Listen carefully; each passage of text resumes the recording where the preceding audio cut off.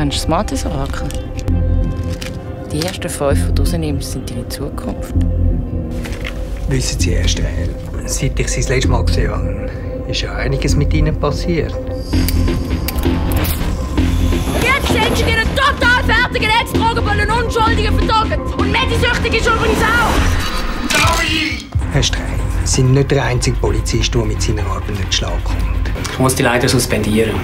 Dann muss man sich halt mal eingestehen, dass die Arbeit nicht mehr ist für einen. Sie sind doch einfach ein Scheissarzt. Wenn wir loslassen,